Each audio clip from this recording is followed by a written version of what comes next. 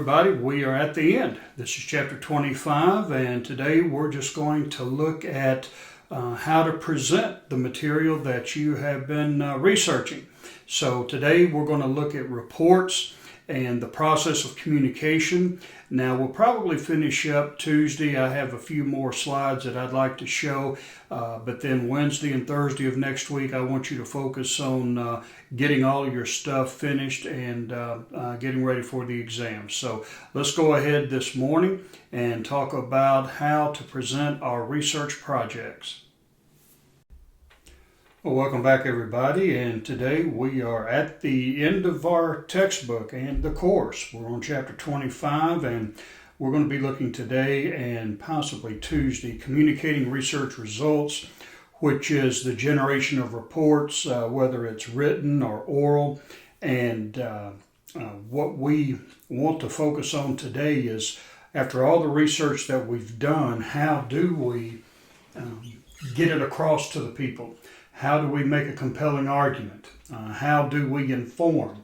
So these are the concepts that we're going to be looking at as we consider chapter 25 today. A business report title and nothing else. Tips to get started. As you can see in the slide, business researchers have to communicate their efforts to appropriate stakeholders. It's not just a matter of doing the work, coming up with your results. You have to be able to communicate it in a meaningful manner, at least enough to encourage or to convince your stakeholders, and those are all the people that have a vested interest in your research. You have to be able to communicate that in a meaningful way. So some of the tips to be able to do that, and if you've had public speaking or public communication or business communications, those are other courses that help you with this type of area. You'll know that the key is to understanding who the reader is. The reader is someone who is either the person who is investing in your research. They may be individuals who are in some way tied to your research. They may be decision makers. So know who the readers are. Also, understand when you are looking at the reader, find out how much information or how much knowledge they have about your research or what you're doing. If you are talking to a novice, you're going to have to tone your language down. You may have to use words that are general in nature. You don't want to use highly technical language if you're not dealing with technical people. So understand who your reader is. Understand why they want the results. What is it that your research is going to do that's going to satisfy whatever need they may have? So that's important. Understand what your stakeholders expect and how much they already understand. So don't regurgitate a lot of things. Not only do you need to tailor your message to the understanding and knowledge level, but also how much do they already know about it. You don't want to go back and waste time on things that are already common knowledge. And another thing to remember too is brevity. You're only going to be able to have a limited amount of time with the stakeholders. Their time is valuable. They're not going to give you just carte blanche in time and say, okay, take all the time you need. Your presentation or your report has to be concise. They have a lot of probably material to read besides yours, and they may, I'm sure, have other things during the course of the day to focus on instead of just your presentations. So be concise, be respectful of their time, and that will go a long way. Now, in basic communications, we teach that there's pretty much a common process. The communication process, as we see it here, is the process by which one person or source sends a message to an audience or receiver and then receives feedback about the message. And then you see here the elements of communication. You have the communicator. This is the person who wants to send the message. So we could say that's the sender. You have the message itself. You have the medium, and that's the way that message is going to be communicated. You have the audience. These are the receivers. And then you have feedback. So you follow a linear type of process going from one person to the next, and in the interim you see all of these elements that have to take place or fall into place for the communication to be effective. Now, here's one thing that I learned very early in business when it comes to communication. Who is responsible for a successful communication process? Some people may think it's a communicator. Well, the communicator has something that he or she wants to say, so that person is responsible. Well, what if you communicate something to a subordinate and the subordinate doesn't understand exactly what you were doing and the subordinate gets it wrong? They may have to face penalties or consequences for getting it wrong. So the recipient in this case would be culpable in the communication process. But that doesn't mean that you're going to go without repercussions. You're responsible. You're the manager. You're the supervisor. And the job didn't get done. So you're going to be responsible. So when it comes to the communication process, both the sender and the receiver are responsible for making sure that what is being sent is being received in the way that it's meant. So it's very important to understand that. And a lot of times we assume when we tell a person, hey, do this, do that, that they understand what we're talking about. You can't assume that. You have to clarify, and that's what the feedback is for, to be able to ensure that that person received the message the way that it was supposed to have been received. Now we have the communication process, we have the who, which is the origination of it. They say what, that's the message. In what way, that's the medium. To whom, that's the audience. And the audience will go with what effect. You have the original audience who will have a medium also when it comes to feedback. And then you're going to have the original communicator. So you're at this point talking to the audience, and here the audience is talking to you. So this is how the communication process should be flowing. Now, as you see here in Exhibit 25.2, communication occurs in a common field of experience. And what we talk about here, the field of experience, is the perspective, pretty much, of the originator, which is the communicator. That communicator has something that he or she wants to say. So they have to put it into some logical form. I want to be able to say this, this, this, and this. That's encoding. And then you have the message. Once the message is encoded, you are going to put it in some type of communication format or medium. It could be written, it could be verbal, electronic, audio, whatever. But once the message is put into is encoded and it's sent, then it has to be decoded, and this is where we see the receiving part of it. Now, what is encoded needs to be what is decoded, and from there you have the audience. The audience will decode that. So the field of experience also, and what I've learned, is that there are some barriers to the process, and that's what we call noise. And I'll just write it here. Noise is any and everything that can disrupt the communication process or alter it or modify it in such a way that what is sent is not what is received. Noise can be your stereotypes. And this is where we get into maybe field of experience. You have your perspective on things, and other people have their perspective on things. Try witnessing to a Mormon, for instance. You have your field of experience as a Christian. They have theirs as a Mormon. They're going to receive things in their own way. They're going to interpret it in their own way. In business, we have the same thing. There are some people who won't listen to women. We still have a masculine presence in the workforce. So the woman may be a manager and her subordinate may be a man, and things get decoded because of stereotypes and biases.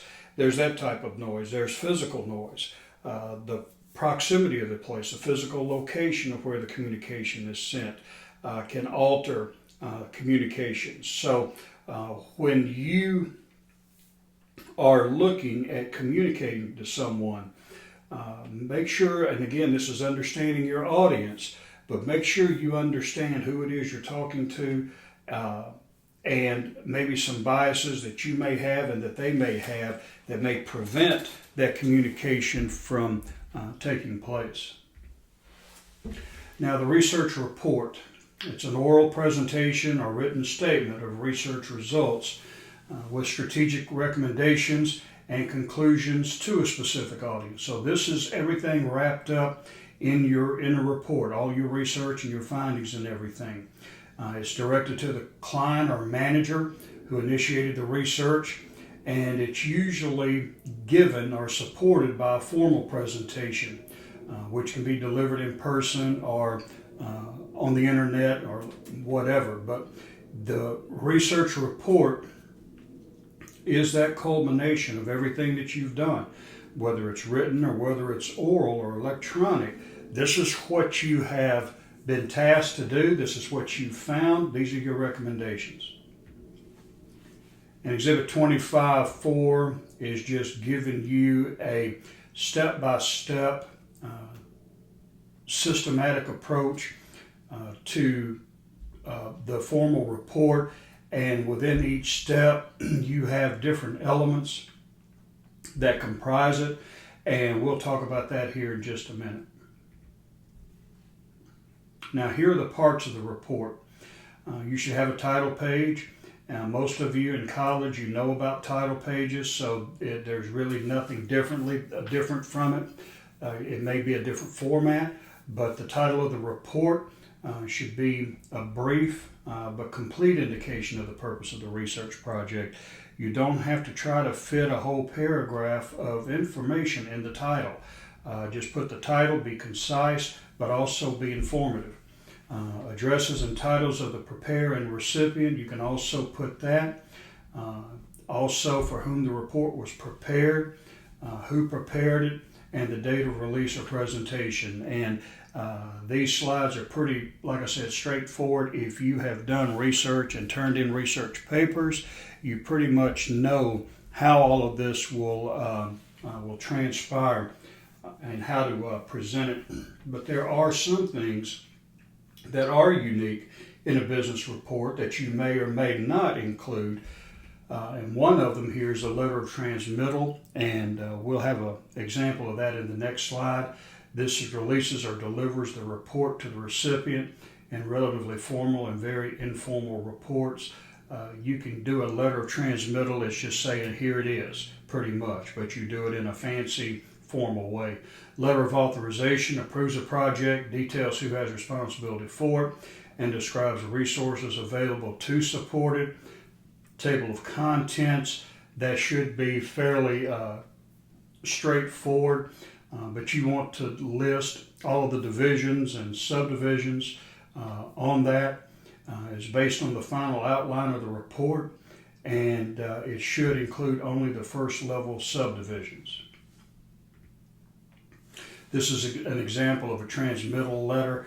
You probably won't ever do this, but in case you do, you'll have it.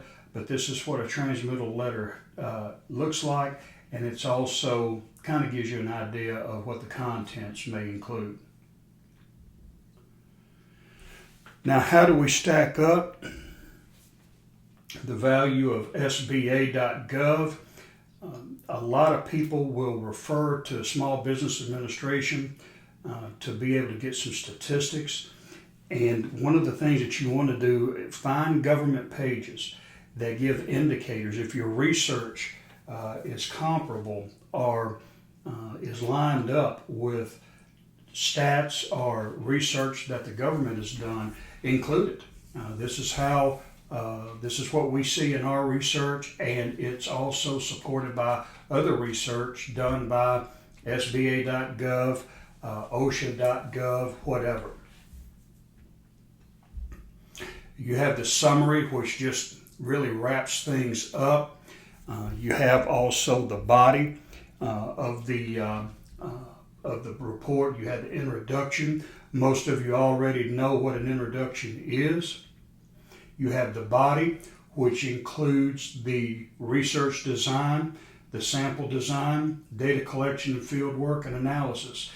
When you go, and hopefully all of you will go and get your PhD, you will have a section which at the beginning will be the introduction, and you'll have the problem statement, and this is what's going on. You'll have in chapter 2 a research literature review, where you've gone and you've looked up existing literature on the subject. Chapter 3 will be what you see here, the data collection and field work.